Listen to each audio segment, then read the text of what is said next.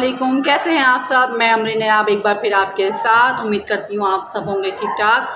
जो लोग मेरे चैनल पे नए हैं तो उन्हें कहेंगे वेलकम। और आप लोग सब कैसे हैं, ठीक ठाक हैं, खैरियत से हैं। जिन्होंने अभी अभी ज्वाइन किया है मेरे चैनल को तो जल्दी से मेरे चैनल को करें सब्सक्राइब और लाइक कीजिएगा मेरी वीडियो को अगर पसंद आए तो। शुरू करते हैं आज का ब्लॉग। और बताइए आप लोग सब कैसे हैं। मैं अल्लाह का शुक्र है ठीक ठाक हूँ। आज जल्दी सारे कामों से हो गई मैं फ्री। इसके बाद आज मेरी लंच की थी छुट्टी, क्योंकि रात को मैं ज़रा गई थी कहीं काम से। तो उन्होंने जो मेरी फ्रेंड्स की थी उन्होंने डिनर पे हमें बिठा लिया कि नहीं अब टाइम है डिनर का, तो आप डिनर करके ही जाइएगा। तो कल एक्चुअली में आया था मैंने आलू कीमा, तो मैंने फ्रिज में रखा हुआ है, तो हम लोग अभी लंच पे वही खाएंगे। रात में मैं सोचूँ थोड़ा सा चाइनीज़ बना लूँ, तो बच्चे चाइनीज़ मेरा बहुत शौक से खाते हैं, तो झटपट बन जाता है, तो रात के लिए हो जाएगा चाइनीज़। तो मैंने आज सोचा खाना बना हुआ है, काम वगैरह भी हो गए, तो जल्दी से क्यों ना थोड़ी सी ग्रोसरी करनी थी मुझे घर की, तो मैंने सोचा फटाफट जग करके आऊँ जाके। तो सनी ने मुझे कहा और मैं आपको ले चलता हूँ, तो मैंने कहा नहीं आप बैठे हैं क्यों घर पे, क्योंकि नहीं आपने ज़रा एक जाना था काम से। मैं कहा आप तैयारी करें जाने की, मैं बस यूँ गई और यूँ आई। एक्चुअली मेरे घर के आगे ही एक बाज़ार है, अच्छा बाज़ार है, हर चीज़ वहाँ मिल जाती है, रिजनेबल प्राइस में होती है। और आपको पता है जब हस्बैंड साथ जाते हैं तो फटाफट वाला काम करते हैं, ये भी ले लो, जल्दी करो जल्दी करो जल्दी करो। तो मुझे 2-4 लेनी थी चीज़ें, लेकिन 2-4 पता आपको नहीं होती, वो चीज़ें ज़्यादा हो ही जाती हैं। तो खैर मैं आप घर पे ही थे और मैं चली गई नीचे। मैंने कहा चले मैं लेके आती हूँ। हुआ क्या हुआ ये कि जब मैं नीचे उतरी हूँ तो मैंने कहा धूप इतनी तेज़ थी यार, इतना उतरी हूँ अपने घर से नीचे, इतना पसीना, गर्मी कदर, धूप तेज़। तो मैंने एक ऑटो वालों से कहा कि भाई, नीचे ऑटो वाला खड़ा हुआ था, मैंने कहा भाई आगे तक ही जाना है, तो आप क्या लोगे। तो उसने कहा बाजी 100 रुपीज़ लूँगा। मैंने कहा नहीं 100 रुपीज़ तो नहीं होते जो हम सब कर रहे होते हैं भाई, 100 तो ज़्यादा हैं। 2 कदम पे ही था, बस गर्मी की वजह से मैं पैदल नहीं जा पाई, वरना मैं ज़्यादातर प्रेफर करती हूँ पैदल चलने पर। खैर मैं उसने कहा 100 रुपीज़, मैंने उससे कहा 60 रुपीज़ ले लेना आप, ठीक है, और आप 10-15 मिनट आप वेट कर लेना, मैं सामान ज़्यादा दूर नहीं, आसपास थोड़ा सा। मैं कहा वेट कर लेना, हम लोग उसी ऑटो में बैठ के आ जाऊँगी। 120 बनते 60 के हिसाब से। मैंने कहा सोचा, मैं कहा 150 दे दूँगी, ठीक है ना, बट वो नहीं माना और मैं चली गई। मैंने कहा दफ़ा करो, और मैं पैदल पैदल गई, सामान वगैरह लिया। धूप बहुत तेज़ थी, गर्मी, गुस्सा ना भी आ रहा तो बंदे को आ ही जाता है। खैर जल्दी जल्दी से 25-30 मिनट में मैंने जो सामान लेना था मैं वो लेके हाथों में शॉपर लेके, मुझे गुस्सा आने लग गया था कि काश वो मान जाता तो मुझे तो ख्वारी नहीं होती। खैर मैं सारा सामान लेके आ गई अपने घर पे। जब मैं नीचे आई तो वो रिक्शे वाला नीचे ही खड़ा हुआ था, बदतमीज़, वो मुझे लेके नहीं गया। और उसको आके मैंने कहा भाई तुम ले जाते तो तुम्हारा क्या बिगड़ जाता, बट वो टच से मस्त नहीं हुआ भाई। उसने मेरी बातों को किया इग्नोर। उसने निकाला अपने मोबाइल, सेलफोन निकाला अपने पॉकेट से और उसने मोबाइल पे गाने लगा लिए, तेरे नाल में लाइयाँ अखियाँ। और वो सुन के जो मेरा गुस्सा, मेरा इतना पारा मिनट जो था मेरा हाई हो गया। मैं ऊपर आई और नयाब ने कहा अमरीन तुम्हें क्या हुआ। मैं कहा नयाब ये हुआ है, और मैंने उसका शूट किया है, मैं दिखाऊंगी वो ऑटो में किस तरह बैठा हुआ है। तो यार थोड़े से पैसों के लिए उसने इतनी बहस की, लेकिन नहीं गया। और अभी भी वो दोपहर के तकरीबन 3:30-4 अभी हो रहे हैं और वो नीचे ही बैठा हुआ है। और उसने मतलब मेरे अलावा शायद और सवारियाँ भी शायद नहीं उठाई हैं। तो ऐसे लोग बहुत बेहिस होते हैं जो थोड़े से पैसों के लिए कहते हैं हमें रोज़गार नहीं मिला, आज सवारी नहीं मिली, आज हमारी दिहाड़ी नहीं लगी, आज ये नहीं हुआ, आज वो नहीं हुआ। तो कोई इनसे ये क्यों नहीं पूछता कि आखिर भाई क्यों नहीं, क्या हुआ, क्या वजूहत थी, ठीक है।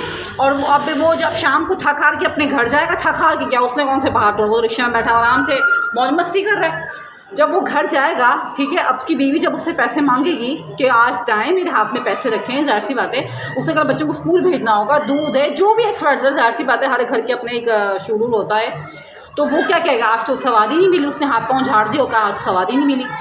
तो वो औरत क्या करेगी, वो लड़ाई झगड़े घर में होंगे, बच्चे उस चीज़ को ऑब्ज़र्व करेंगे, वो देखेंगे और क्या होगा, घर का माहौल ख़राब होगा। ऐसे लोग बड़े अजीब से होते हैं ना, वो चंद पैसों के लिए अपना काम जो आ रहे हैं जेब में वो नहीं चाहिए उनको। वो कहते हैं हमने जो कह दिए, हमने जो डिमांडिंग, हमने अपनी जो डिमांड हमने रखी है हमें उतने ही मिलने चाहिए। तो वो देने वाला कोई बेवकूफ़ नहीं है, उसके पास पैसे दरख्त से नहीं उतर रहे हैं, वो भी मेहनत करता है भाई।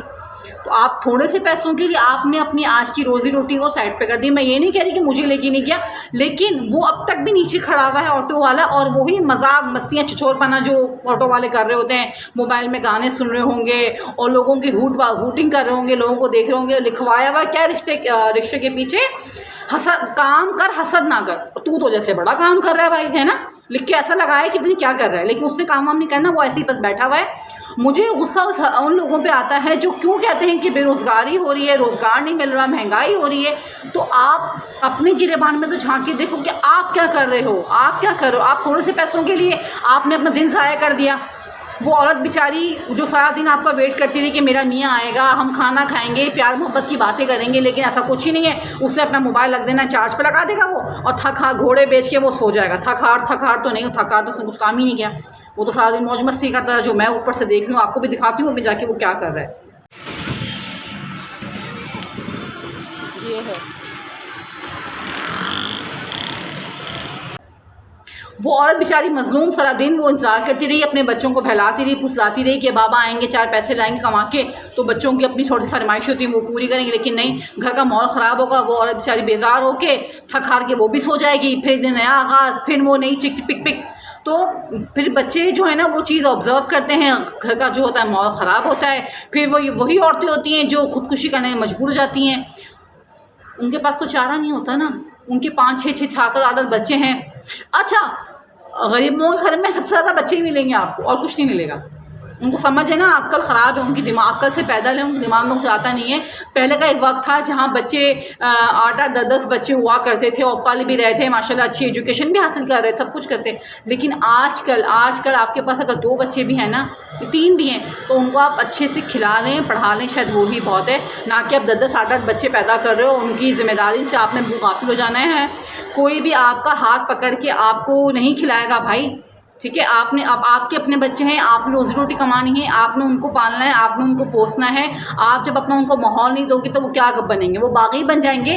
वो फिर चोरियाँ चकाटियाँ नशा ये सब कुछ करने लगेंगे। हम कहते हैं माहौल ख़राब हो रहा है, माहौल क्यों ख़राब हो रहा है? माहौल हमारे घर से ही शुरू होता है। हम अपने घर का माहौल रखेंगे अच्छा ना, तो बाहर का माहौल जो ना ऑटोमेटिकली अच्छा होगा। फिर ये वही बच्चे होते हैं जो बड़े होते आते हैं, चोरियाँ चकाटियाँ, शराबी, गैंग वॉर गैंग सब जो होता है वो यही सब कुछ हो रहा होता है, क्योंकि उनका माहौल ही ऐसा मिल रहा होता है।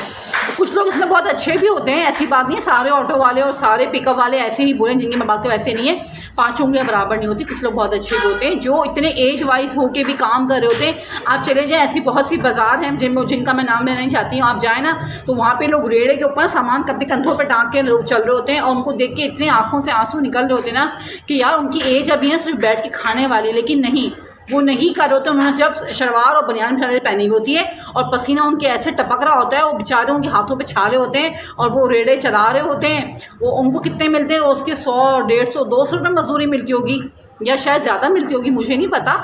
लेकिन ऐसे लोग भी हैं यार जो मेहनत कर रहे हैं, और ऐसे जवान भी हैं जो हडरहम हो गए। सॉरी टू से एवरीबॉडी, जो लोग ऐसे काम कर रहे हैं, जो मेहनत करना नहीं चाहते, वो कहते हैं आज खाला दे देगी, आज मामू दे देंगे, आज चाचा दे देंगे, आज बहन दे देगी।